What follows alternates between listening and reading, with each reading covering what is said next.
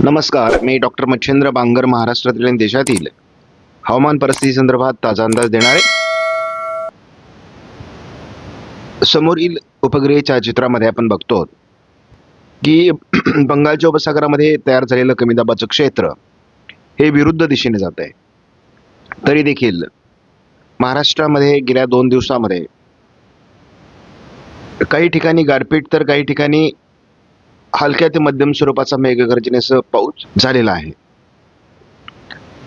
एकूणच परिस्थिती बदललेली आहे आणि हे वातावरण किती दिवस राहील, अजून कुठे पाऊस होईल या संदर्भातील अंदाज महत्त्वाचा आहे. परंतु जर यदा कदाचित हे कमी दाबाचं क्षेत्र महाराष्ट्राकडे आलं असतं तर महाराष्ट्रामध्ये खूप गारपीट आणि खूप अवकाळी पाऊस देखील झाला असता.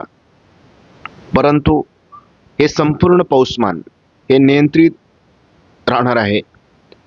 त्यामुळे शेतकऱ्यांनी फार घाबरून जाण्यासारखी परिस्थिती नाही आहे. ज्यांनी या चॅनलला सबस्क्राईब केलं नसेल, दररोज व्हिडिओ बघतात, त्यांनी देखील या चॅनलला सबस्क्राईब करायचा प्रयत्न करा की जेणेकरून तुम्हाला दररोजचं नोटिफिकेशन येईल आणि तुम्हाला नवीन अपडेट हवामानाविषयी समजेल. आपण या ठिकाणी बघतो की 23 तारखेला म्हणजे काल भारतीय हवामान खात्याकडून जो अंदाज देण्यात आला तो दुपारनंतर देण्यात आला.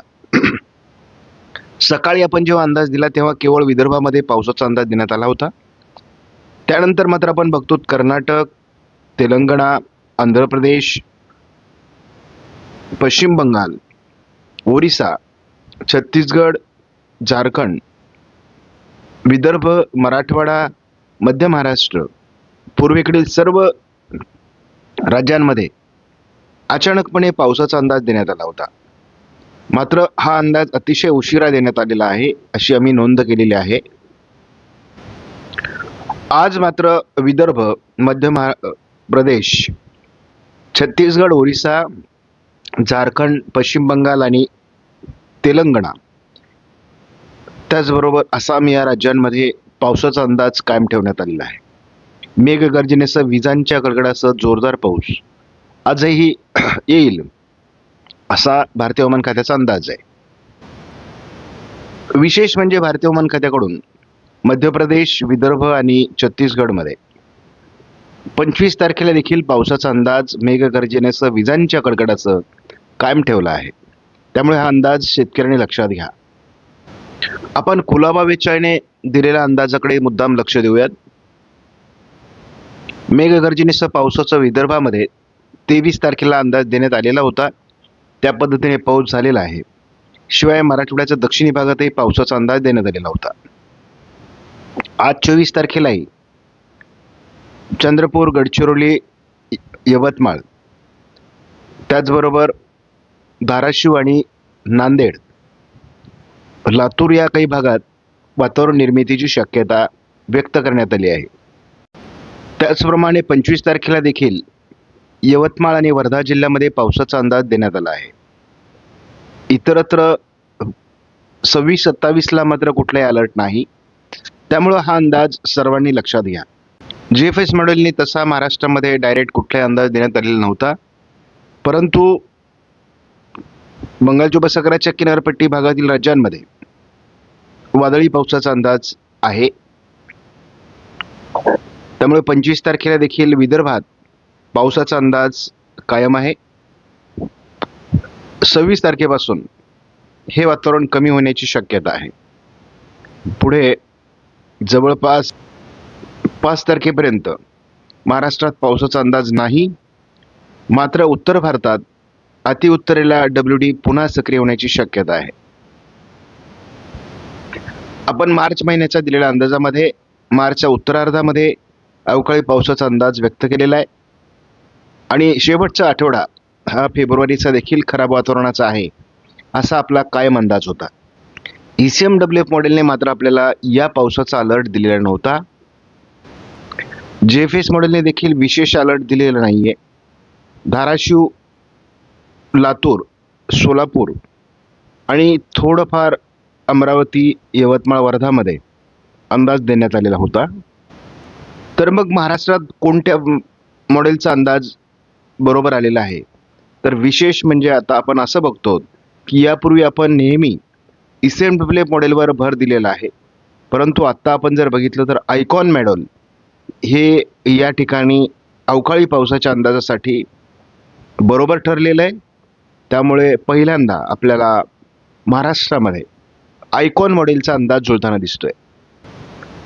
आयकॉन मॉडेलने आज देखील विदर्भातील अनेक जिल्ह्यांमध्ये पावसाचा अंदाज कायम ठेवला आहे. तर खास करून वाशिम, हिंगोली, परभणी, बीडच्या काही भागामध्ये, यवतमाळ, चंद्रपूर, वर्धा, नागपूर, भंडारा, अमरावतीचा दक्षिणी भाग, अकोल्याचा दक्षिणी भाग, बुलढाण्याचा पूर्व भाग या ठिकाणी अजूनही पावसाचा अंदाज कायम आहे.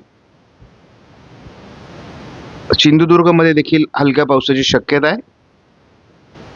26 तारखेपासून मात्र पावसाचं वातावरण हे तुरळक स्वरूपामध्ये बीड, धाराशिव, लातूर आणि सोलापूरच्या काही भागात राहील.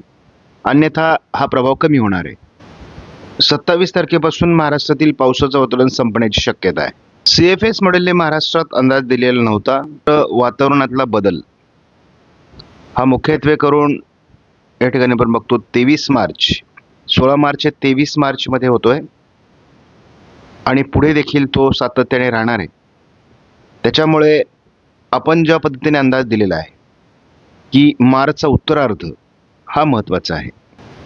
एप्रिल देखील तापदायक असणार आहे. मार्चमध्ये अवकाळी पावसाची शक्यता कमी स्वरूपामध्ये आहे, परंतु ती उत्तरार्धामध्ये आहे. मात्र एप्रिलमध्ये सर्वदूर भारतामध्ये पावसाचा अंदाज कायम आहे. SIPS मॉडेलने देखील महाराष्ट्रामध्ये एप्रिलमध्ये पावसाचा अंदाज दिला आहे आणि मेमध्ये देखील पावसाचा अंदाज कायम ठेवला आहे. अंदाजाचं अनुमान करताना हवामान अभ्यासक चुकताय. त्याचं कारण ज्या गोष्टीला आम्ही ढगाळ परिस्थिती म्हणतो तेच वादळी पावसाचे ढग आहेत आणि त्यामुळे काही ठिकाणचा अंदाज बदलतोय. आपण GFS मॉडेलच्या अंदाजामध्ये देखील ही ढगाळ परिस्थिती बघितलेली आहे आणि ह्या ढगाळ परिस्थितीमध्येच वादळी पावसाचा अंदाज, काही ठिकाणी गारपिटीचा अंदाज तयार झाला. त्यामुळे आपण कोणत्याही मॉडेलला कमी लेखू शकत नाहीत. 25 तारखेला सुद्धा किंवा 24 तारखेला देखील विदर्भ, मराठवाड्याच्या काही जिल्ह्यांमध्ये अजूनही पावसाचा अंदाज कायम आहे. 26 तारखेला ही ढगाळ परिस्थिती कमी होणार आहे. 27 तारखेपासून या ढगाळ परिस्थितीचा प्रभाव कमी होईल.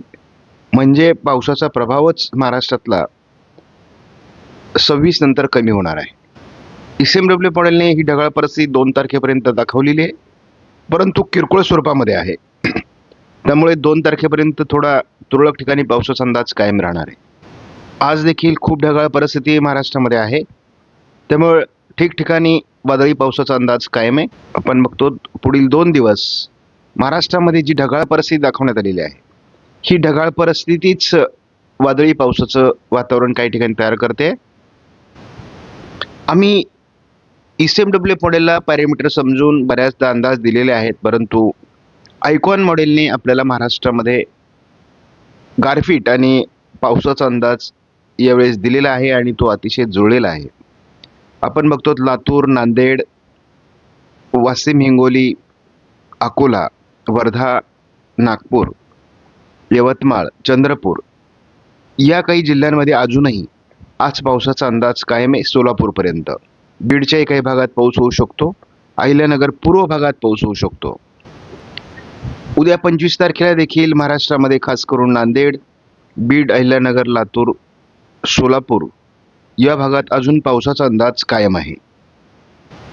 26 तारखेला देखील आयकॉन मॉडेलने सोलापूर पूर्व भागात पावसाचा अंदाज दिलेला आहे. आयकॉन मॉडेलचा अंदाज लातूर, बार्शी, बीड, अहिल्यानगर, सोलापूर, सातारा पूर्व भागात 27ला देखील आहे. मात्र यात प्रत्यक्ष पाऊस होतो की ढगाळ परिस्थिती हे मात्र बघावे लागेल. आयकॉन मॉडेलने अगदी 1 तारखेपर्यंत देखील महाराष्ट्रात पावसाचा अनुकूल ढग म्हणजे अरबी समुद्र आणि बंगालच्या उपसागरातून येत असलेले बाष्पयुक्त वारे हे महाराष्ट्रात पावसाचा अनुकूल परिस्थिती निर्माण करू शकतात असा अंदाज दिलेला आहे. परंतु या ठिकाणी खूप पाऊस होईल असा काही नाही. त्यामुळे अभ्यासकांनी देखील आयकॉन मॉडेलवर अधिक लक्ष देणं आता आवश्यक आहे. कारण या वर्षीच्या पॅटर्नमध्ये आयकॉन मॉडेलचा अंदाज अधिक प्रभावी ठरतोय.